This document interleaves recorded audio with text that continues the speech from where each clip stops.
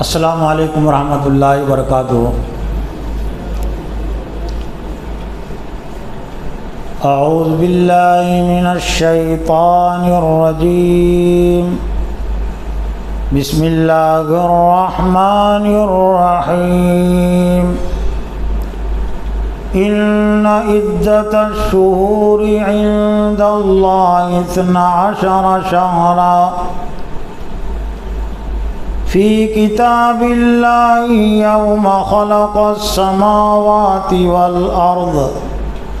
منها 4 حرم ذلك الدین القیم فلا تظلموا فیہن انفسکم صدق اللہ العظیم۔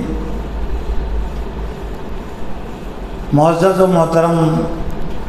اساتذہ اکرام اور عزیز طلبہ، ابھی آپ کے سامنے قرآن مجید کے سورہ توبہ کی ایک آیت نمبر 36 کا ایک حصہ یہ تلاوت کیا گیا۔ مکمل آیت تلاوت نہیں کی گئی بلکہ آیت کا کچھ حصہ۔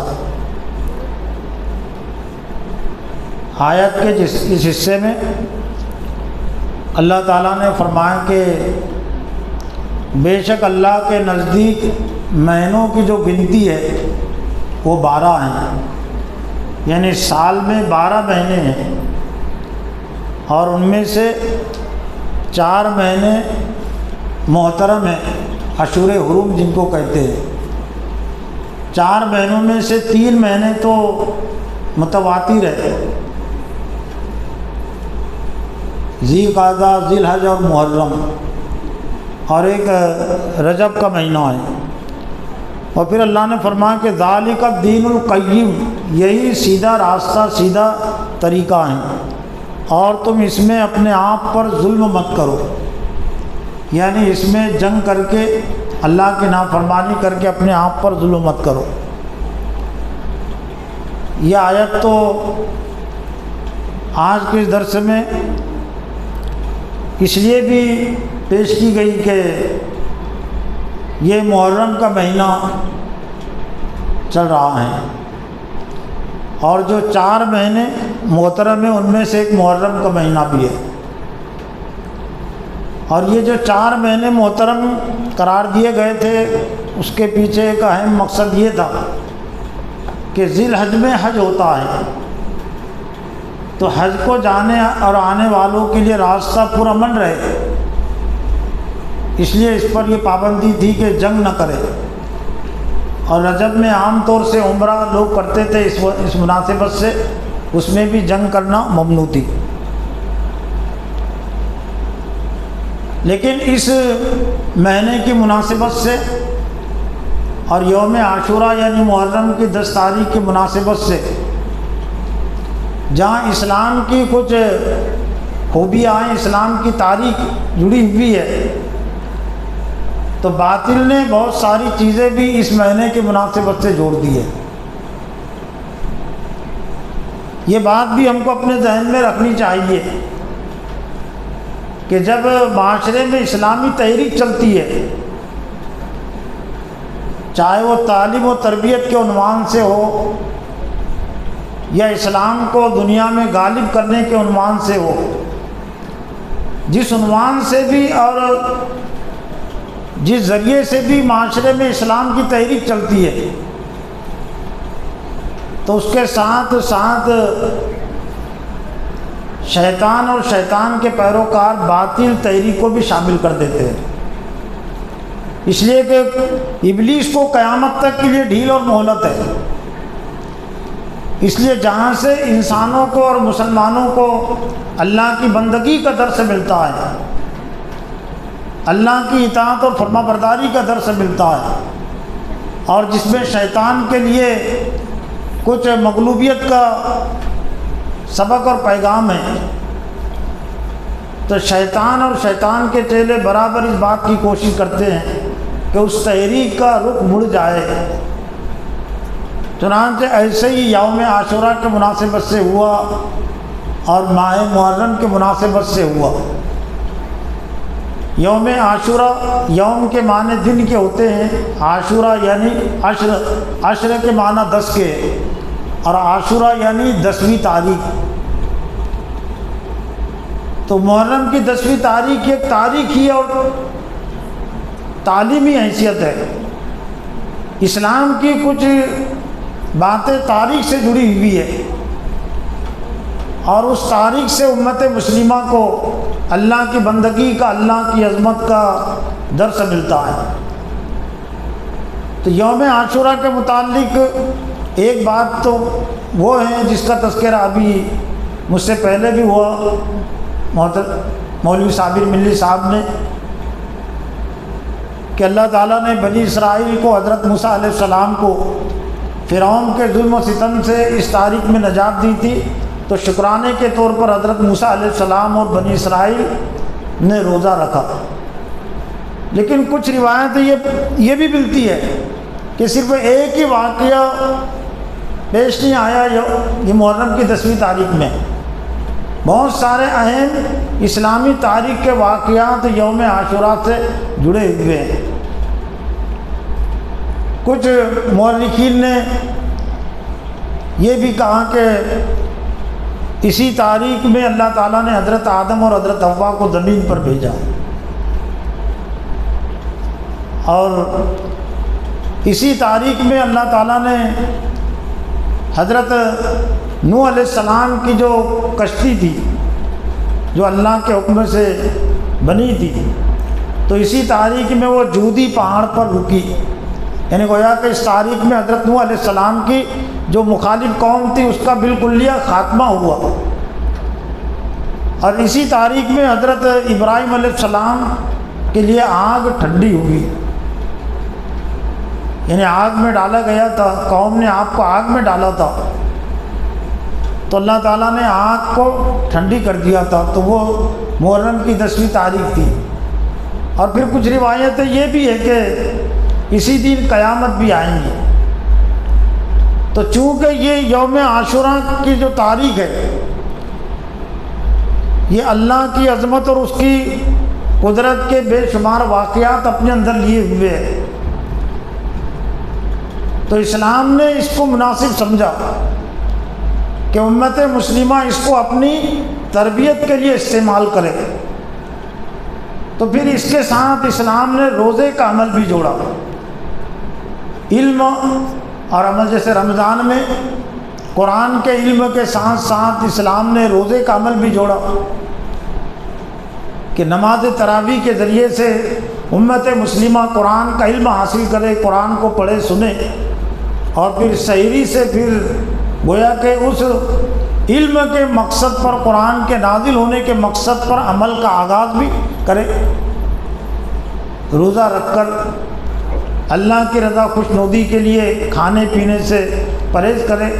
تو روزے کے عمل کے ساتھ کسی بھی نیکی کا جو فائدہ ہے وہ بڑھ جاتا ہے، اور روزے کے ذریعے سے پھر اللہ کی طرف توجہ زیادہ ہوتی ہے۔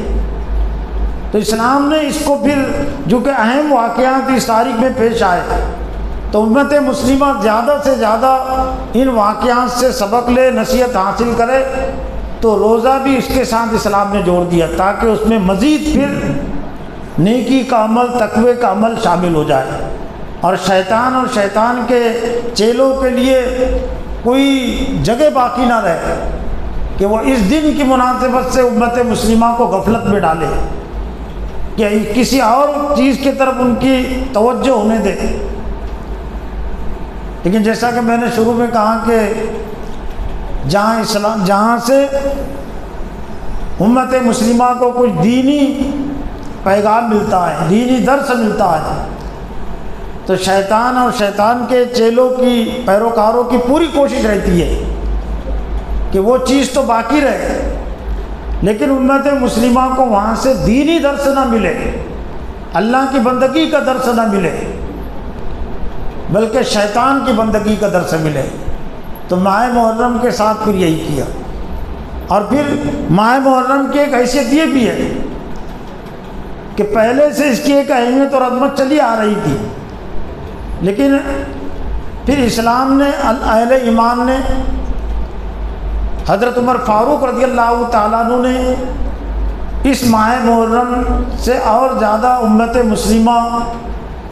کی تعلیم اور تربیت کو جوڑنے کا انتظام کر دیا تاکہ امت مسلمہ اس سے اور زیادہ فائدہ اٹھائے. اور اس کے لیے جو کچھ نظم کیا گیا وہ یہ کہ ہجری سن ہجرت تو آپ سمجھتے ہیں حضرت صلی اللہ علیہ وسلم نے اور اہل ایمان نے مکہ سے مدینہ کی طرف جو ہجرت کی اس کو ہجرت کہتے ہیں، یعنی دین کے لیے اپنے وطن کو چھوڑنا، یہ ہجرت کہلاتا ہے. حالانکہ وہ ہجرت کا جو واقعہ ہے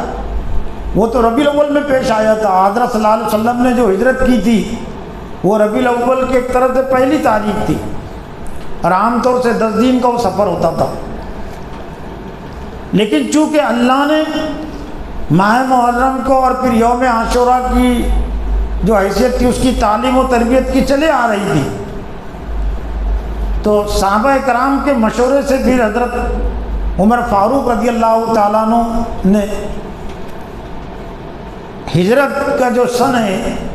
ہجرت کی جو سن کی جو ابتدا ہے، قمری سال بھی اس کو کہتے ہیں، اسلامی سال بھی اس کو کہتے ہیں، تو اس کے لیے جس واقعے کا انتخاب صحابہ اکرام نے کیا حضرت عمر کی قیادت میں، وہ ہے واقع ہجرت. جیسے عیسائیوں نے حضرت عیسیٰ علیہ السلام کی پیدائش کے دن کو اپنے لیے تاریخ کا آغاز اس کو بنایا. تو یہ جو سن عیسوی ہے نا 2024 کا سال، یہ حضرت عیسیٰ علیہ السلام کی پیدائش سے جڑا ہوا ہے. حضرت محمد صلی اللہ علیہ وسلم کی جو پیدائش ہے وہ 571 عیسوی میں ہوئی. لیکن ہماری سن کی جو ابتدا ہے امت مسلمہ کی تو ہجرت سے، اور یہ جو محرم سے جو آغاز ہوا ہے جس سن کا، وہ کون سا سن ہے؟ 1446 ہجری. 1446 ہجری، یعنی مطلب یہ کہ حضور صلی اللہ علیہ وسلم کی ہجرت کو 1446 سال کا عرصہ ہو گیا، زمانہ ہو گیا، یہ مطلب ہے 1446 ہجری کا. تو ہجرت کے سفر کو اسلام نے اپنی تاریخ کی ابتدا کے لیے یا سن کی ابتدا کے لیے جو منتخب کیا وہ یوں ہی نہیں کیا، اور پھر محرم سے اس کا آغاز ہوا. ہجرت میں 2 چیزیں، آزمائش، صبر، انعام، بلکہ 3 چیزیں جڑ جاتی ہے، آزمائش، صبر، انعام. دین کے مجموعے کا نام ہے آزمائش، صبر، انعام. اسلام کی تمام تعلیمات کا نچوڑ اور خلاصہ ہے آزمائش، صبر، انعام. قرآن کا خلاصہ ہے آزمائش، صبر، انعام. حضرت محمد صلی اللہ علیہ وسلم کی زندگی تمام انبیاء کی زندگیوں کا جو اصل عنوان ہے آزمائش، صبر، انعام. یعنی آزمائش آئی ان کی زندگیوں میں، انہوں نے صبر کیا تو پھر اللہ نے انعام دیا. تو یہ ہجرت کا واقعہ بھی اور ایک طرح سے سن ہجری بھی امت مسلمہ کے لیے قیامت تک کے لیے آزمائش کا درس اپنے اندر لیے ہوئے. دین اور ایمان کے لیے اپنے وطن کو چھوڑنا آزمائش ہی ہے نا. کاروبار کے لیے وطن کو چھوڑنا آسان ہے، لوگ چھوڑ دیتے کہ یہاں کاروبار نہیں ہو رہا ہے تو دوسرے وطن میں جاتے ہیں، دوسرے مقام پر جاتے ہیں. لیکن صرف اللہ کے دین کے لیے، اللہ کی محبت کی خاطر، دین کی محبت کی خاطر اپنے اہل و عیال کو چھوڑنا، اپنے وطن کو چھوڑنا، یہ بڑا دینی کام ہے، یہ بڑی آزمائش ہوتی ہے. بہت سارے اندیشے جڑے ہوئے ہوتے ہیں کہ میں جاؤں گا تو پھر وہاں مجھ کو ٹھکانہ ملے گا یا نہیں ملے گا. لیکن ہجرت میں انعام بھی ہے. انعام کیسا؟ مہاجرین و انصار کی جو تاریخ ہے وہ محفوظ ہے قرآن میں بھی، کہ جب مہاجرین ہجرت کر کے مدینہ گئے تو مکے میں تو ان کے لیے بہت ساری پریشانیاں تھیں، لیکن مدینہ جو مکہ میں ان کے جو رشتہ دار تھے ان کے دشمن بن گئے تھے، لیکن مدینہ میں ان کے جو غیر تھے کوئی رشتہ داری نہیں تھی. لیکن وہ ان کے دوست بن گئے، ان کے حامی بن گئے۔ اور ہجرت کا ایک تعارف، ہجرت کی ایک تاریخ یہ بھی ہے، جب مشرکین مکہ کو، سرداران مکہ کو معلوم ہو گیا کہ اللہ کے رسول اپنے گھر سے نکل گئے، لیکن ایک تدبیر کے تحت پہلے سے انہوں نے طے کر لیا تھا کہ چونکہ آپ کی شدید تلاش ہوگی، تو 3 روز تک آپ نے غار ثور میں روپوش ہونے کا، مقیم رہنے کا، رکنے کا فیصلہ کر لیا تھا کہ زیادہ تلاش آپ کی 3 دن تک ہوگی، تو 3 دن تک آپ نے وہاں رکنے کا فیصلہ کر لیا تھا تاکہ آسانی کے ساتھ وہ آپ کو نہ دیکھ سکے۔ اور پھر 3 دن وہاں روپوش رہنے کے بعد پھر آپ نے چوتھے دن سے آپ نے وہاں سے سفر کا آغاز کیا۔ لیکن مدینہ والوں کو جیسے معلوم ہوا کہ محمد صلی اللہ علیہ وسلم، حضرت بکر صدیق، یہ دونوں مدینہ کے لیے روانہ ہو چکے، ان کو وہ 3 دن وہاں رکے، یہ اس کا علم نہیں تھا، تو وہ مدینہ سے باہر نکلتے اور ثنیۃ الوداع، یعنی وہ گھاٹیاں ہیں مدینہ کے قریب، پہلے پیدل سفر ہوتے تھے، اونٹوں پر سفر ہوتے تھے، تو ہر شہر کے بازو ایک رخصتی کا، وداعگی کی ایک جگہ ہوتی تھی، لوگ وہاں تک ان کو رخصت کرنے کے لیے جاتے تھے، ودا کرنے کے لیے جاتے تھے۔ تو ثنیۃ الوداع اسی طرح سے مدینہ کے قریب ایک گھاٹی ہے، ثنیۃ الوداع اس کو کہتے، کہ وہ گھاٹی جہاں سے رخصت کرتے تھے، اور کوئی آتا تھا تو استقبال کے لیے وہ گھاٹیوں تک آتے تھے۔ تو مدینہ والے اپنے شہر سے، اپنے گھروں سے نکلتے اور جو راستہ مکہ کی طرف سے آتا اس کو دیکھتے، تو یہ انعام ہے نا،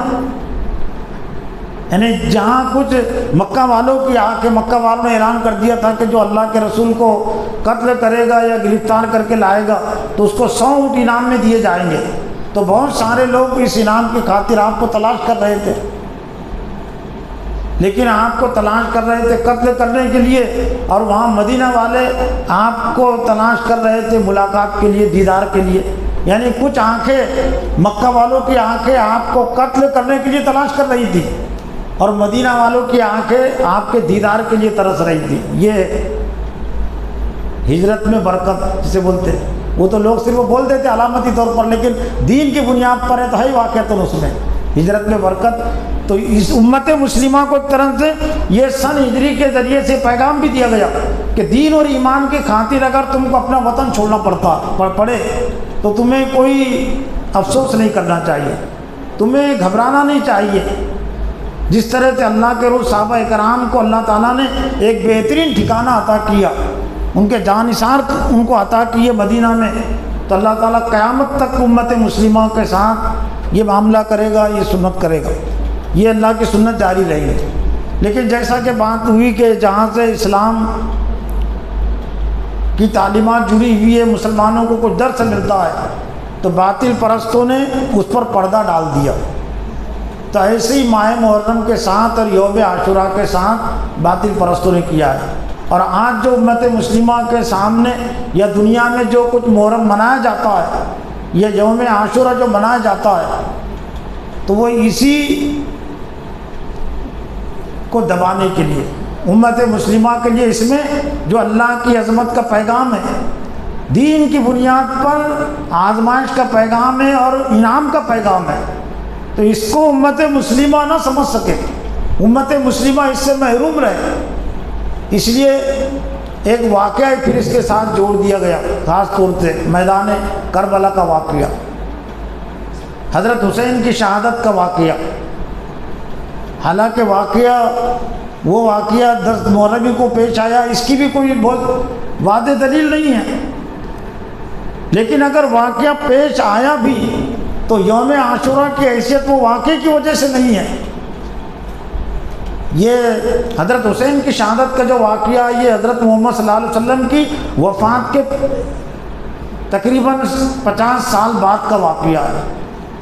60 ہجری میں یہ حضرت حسین کی شہادت کا واقعہ پیش آیا، اور نبی صلی اللہ علیہ وسلم کی جو وفات ہوئی وہ 11 ہجری میں، یعنی گویا کہ 10 سال ہو چکے تھے، ہجرت کو 10 سال کا زمانہ گزر چکا تھا 11ویں ہجری میں۔ تو حضور صلی اللہ علیہ وسلم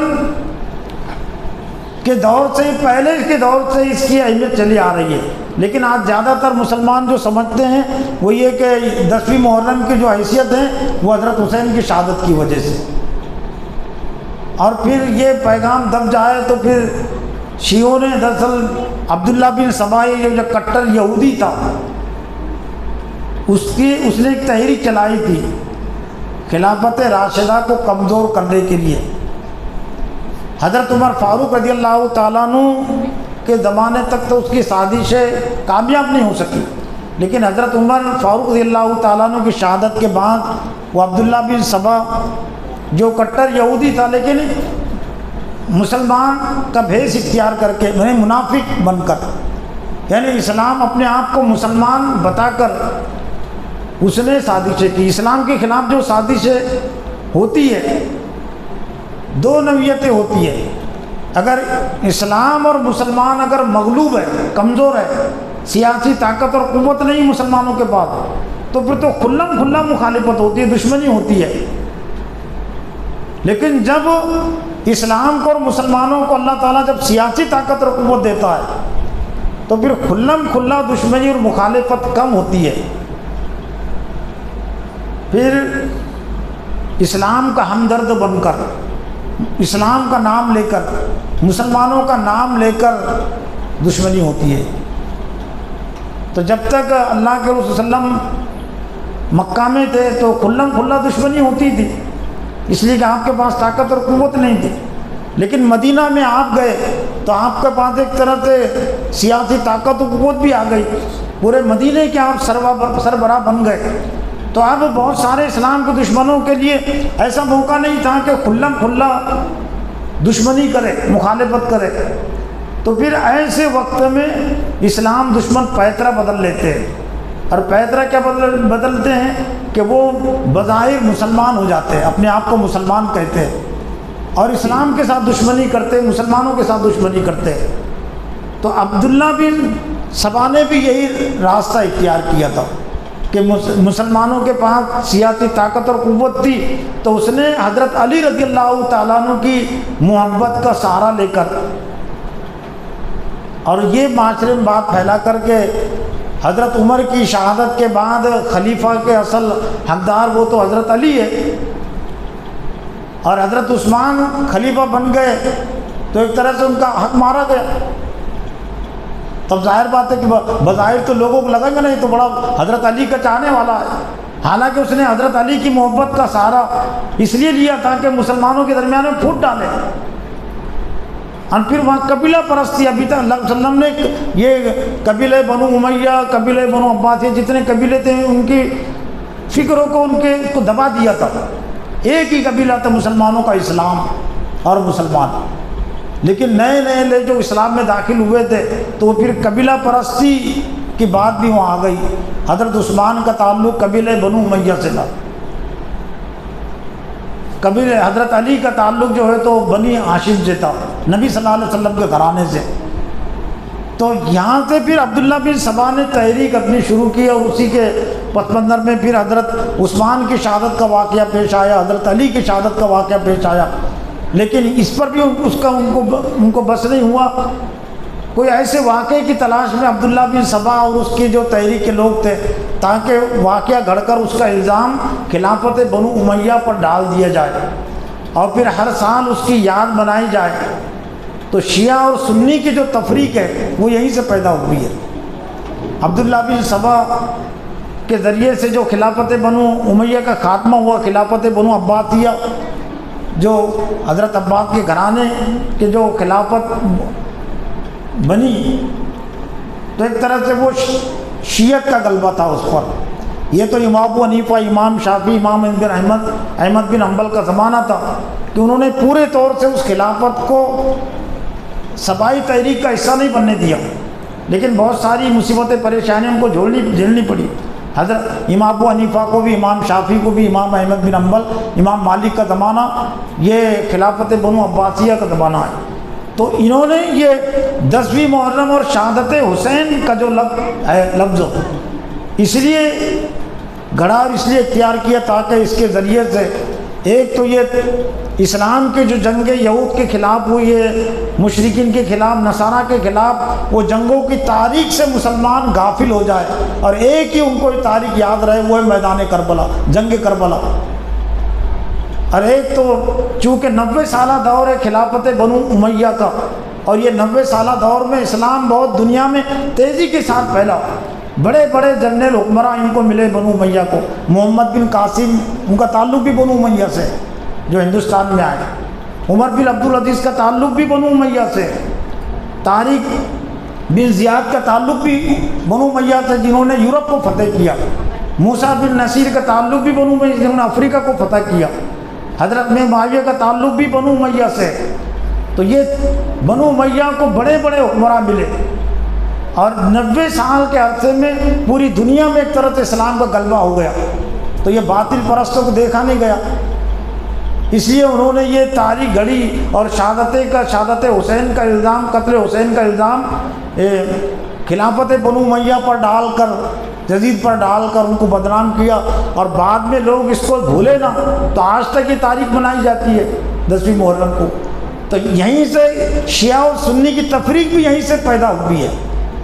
اور یہیں سے پھر مسلمان دو حصوں میں تقسیم ہوئے ہیں، اور جو اصل مسلمانوں کے اشارے پر، ابھی نشانے پر باطل رہتا تھا، مشرکین رہتے تھے، یہود اور نصارہ رہتے تھے، تو پھر بہت انہوں نے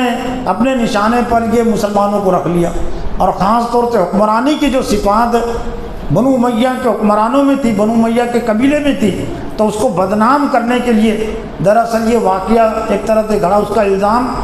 خلافت بنو امیہ پر ڈال دیا گیا۔ حالانکہ حضرت حسین کو شہید کرنے والے بھی وہ صفائی تحریک کے لوگ تھے،